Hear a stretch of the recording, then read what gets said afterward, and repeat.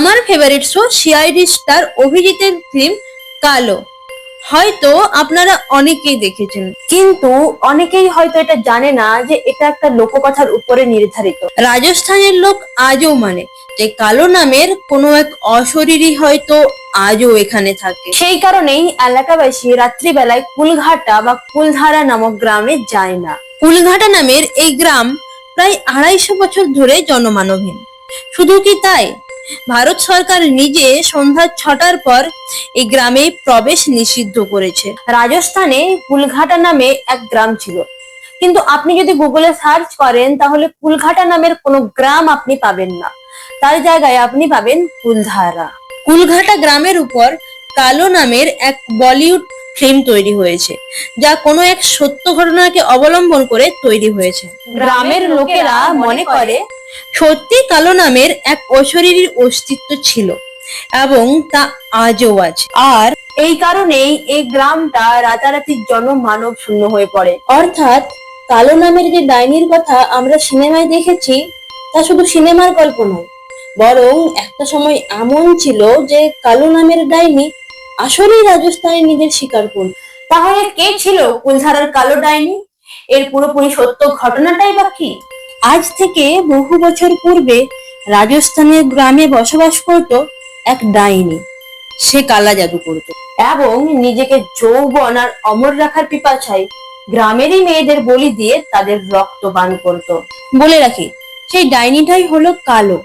তবে বেশ কয়েক বছর ধরে গ্রামবাসীরা নিরুপায় থাকলেও তারা অবশেষে এক তান্ত্রিকের সাহায্যে তাকে বশ করে মেরে ফেলে এবং মেরে তাকে রাজস্থানের মরুভূমিতে পুঁতে দেয়। কিন্তু তাতে তো সমস্যার কোনো নিবারণ হয়নি, উল্টে সমস্যা শুরুই হয় তখন থেকে। কারণ সে মরেও ফিরে আসে, কারণ মরার আগেই কালো জাদুর দ্বারা সে নিজেকে অমর করে নিয়েছিল। তাই আগের তুলনায় সে অধিক শক্তিশালী এবং ভয়ঙ্কর হয়ে ওঠে। এইবার কালো সিদ্ধান্ত নেয় যে পুরো গ্রামকেই এইবার সে মেরে ফেলবে। গ্রামবাসীর উপর বদলা নেওয়ার জন্য কালো ফিরে আসে। কালো ফিরে আসার পর একের পর এক গ্রামের লোক কোথায় যেন উধাও হয়ে যেতে লাগলো। ভয়ে গ্রামবাসীরা বাড়ি থেকে বেরোনোই বন্ধ করে দেয়। তাও অনেক গ্রামবাসী কোথায় যেন হারিয়ে যেতে থাকে। তাই তারা নিজেদের আপনজনদের হারানোর বেদনা আর মনে অনিশ্চিত ভয় নিয়ে সম্পূর্ণ গ্রামবাসী এক রাতের মধ্যে কোথায় যেন চলে যায়। শুধু তাই নয়, বরং এই কুলধারা গ্রামের পিছনে আরো এক লোককথা প্রচলিত আছে। কালিবার ব্রাহ্মণ এবং রাজা সেলিম সিং এর কাহিনী।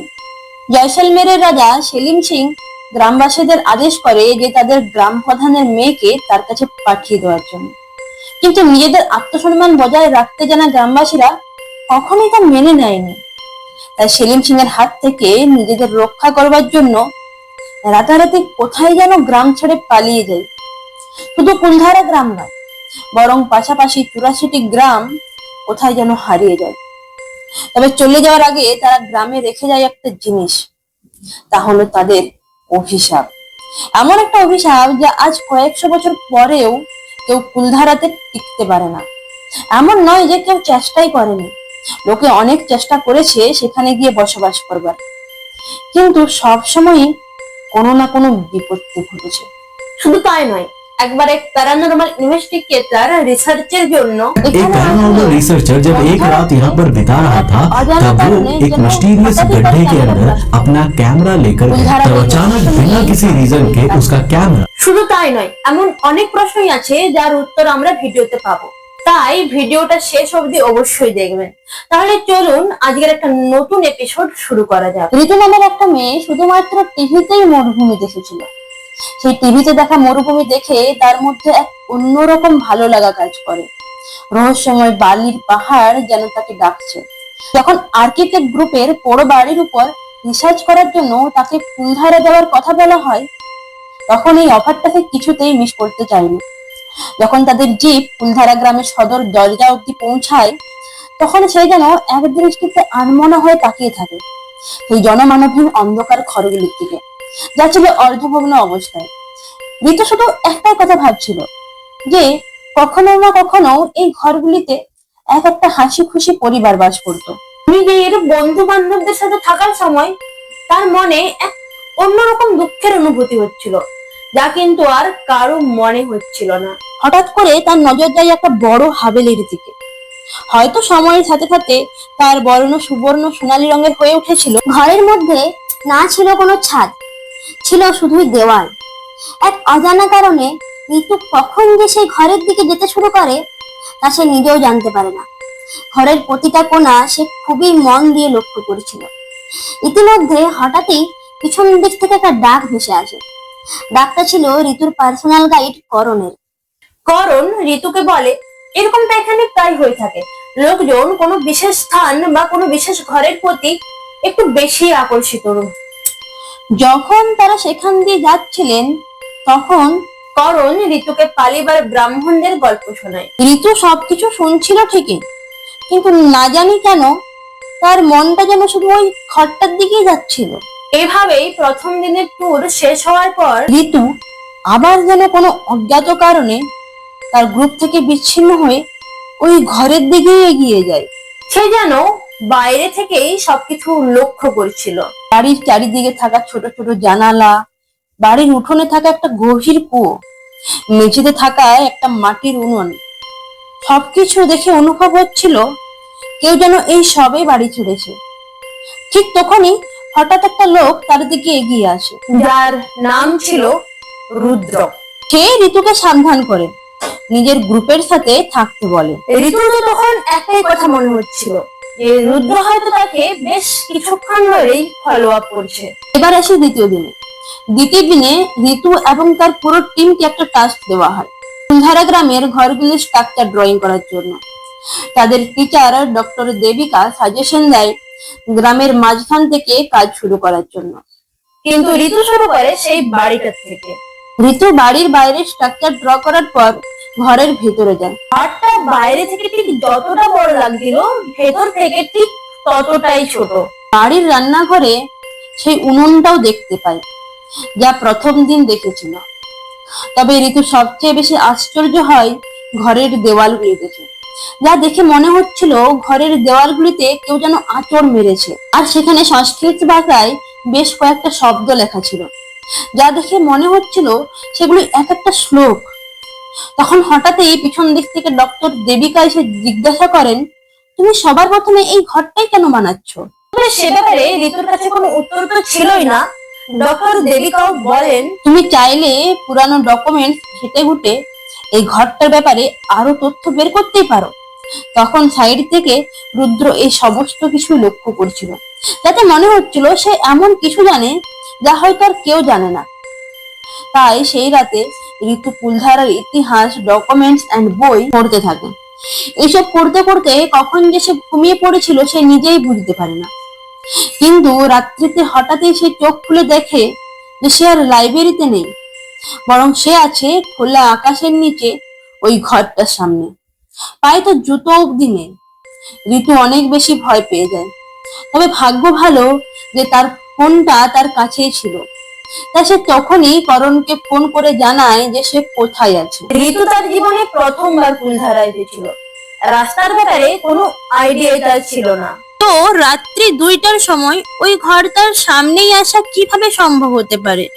সে নিজের মোবাইল চেক করে বুঝতে পারে যে সে মোটামুটি 27 মিনিট ধরে মরুভূমির পথ ধরে হেঁটে এখানে এসেছে। ইতিমধ্যে করণ এবং রুদ্র দৌড়ে গিয়ে সেখানে পৌঁছায় এবং তাকে জিজ্ঞাসা করে যে সে এখানে কিভাবে এলো, কিন্তু কোনো উত্তরই ছিল না ঋতুর কাছে। ওরা যখন মরুভূমিতে ঋতুর পায়ের ছাপ দেখে তার আসার রাস্তা অনুমান করতে পারে, তখন করণ যেন সত্যি শকড হয়ে গিয়েছিল। ঋতু একটা অনেক পুরানো রাস্তা দিয়ে সেখানে পৌঁছেছিল। যে রাস্তা দিয়ে পালিবার ব্রাহ্মণেরা গ্রাম ছেড়েছিল, এত প্রাচীন রাস্তা, সেই রাস্তা ঋতু চিনল কিভাবে? সেই উত্তর কিন্তু কারোর কাছেই ছিল না। তখনও কিন্তু রুদ্র দূর থেকেই ঋতুকে লক্ষ্য করছিল। পরের দিন কথাটা জানাজানি হয়ে যায় যে ঋতু রাত্রিবেলা একা কুলধারা গ্রামে গিয়েছিল। তার সাথেই সবাই এটা বলা বলি করে যে নিশ্চয়ই ঋতুকে কোনো ভূতে ধরেছে।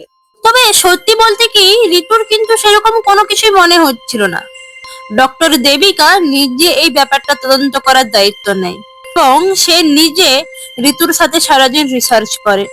বাড়ির ওনারের নাম জানার চেষ্টা করে, কিন্তু সেরকম কোনো তথ্যই তারা হাতে পায়নি। তখনই করণ আসে।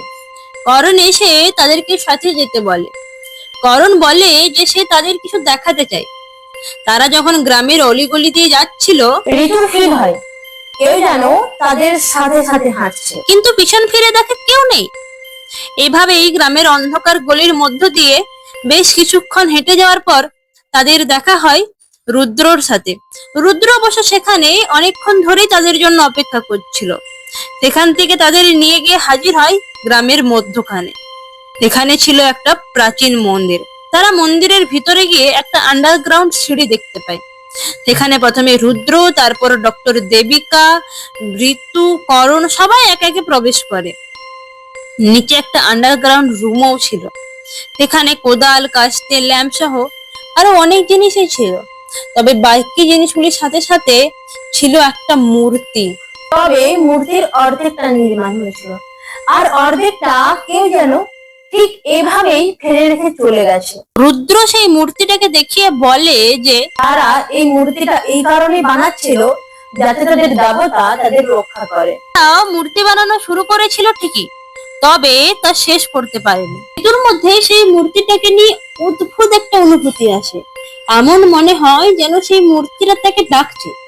রুদ্র বলে প্রায় 10 বছর আগে এটাই একটা 18 বছর বয়সী ছেলের সাথে ঘটেছিল। তার নাম ছিল অনিমেষ। তারও গ্রামের একটা ঘরের প্রতি টান অনুভব হচ্ছিল। সে রাত্রে শুতো তো নিজের রুমে, কিন্তু উঠতো সেই বাড়ির সামনে খোলা আকাশের নিচে। তখন তো কেউ বুঝতেই পারে না যে তার সাথে এসব কি হচ্ছে আর কেনই বা হচ্ছে। তো রুদ্র যখন ঋতুর সাথে এই সমস্ত কিছু ঘটতে দেখে, তখন সে ভাবে অনিমেষ এবং ঋতু এদের সাথে আজ যা ঘটছে তা হয়তো অনেকের সাথেই ঘটে গেছে, কিন্তু সবার ব্যাপারটা হয়তো সামনে আসেনি। হয়তো এমন অনেকজন মানুষই আছে যাদেরকে কুলধারা নিজের দিকে ডাকে, কিন্তু কেন? সেই উত্তরটা হয়তো রুদ্রর কাছেই ছিল। সে বলে যে হয়তো রুদ্র এবং অনিমেষ এদের পূর্বপুরুষেরা হয়তো কুলধারা গ্রামেই বসবাস করত। এরা আর কেউ নয়, এরা হয়তো তাদেরই পূর্বপুরুষরা, যারা তাদেরকে নিজেদের বাসস্থানের দিকে টানছেন। হয়তো তাদের দ্বারা কোনো অসম্পূর্ণ কাজ তারা এদেরকে দিয়ে পূর্ণ করাতে চাইছিলেন। তাই রুদ্র ঋতুকে সেই সিক্রেট আন্ডারগ্রাউন্ড রুমটায় নিয়ে আসে। ঋতুর মধ্যে না জানি হঠাৎই কি রিয়েলাইজেশন হয়েছিল যে সে এগিয়ে গিয়ে মাটির মূর্তিটা ঠিক করতে লাগলো। সে যেন অসম্পূর্ণ মূর্তিটাকে সম্পূর্ণ করতে লাগলো। পিছন দিক থেকে তখন ডক্টর দেবিকা, রুদ্র, করণ সবাই চুপচাপ দাঁড়িয়ে এসব কিছু লক্ষ্য করছিল।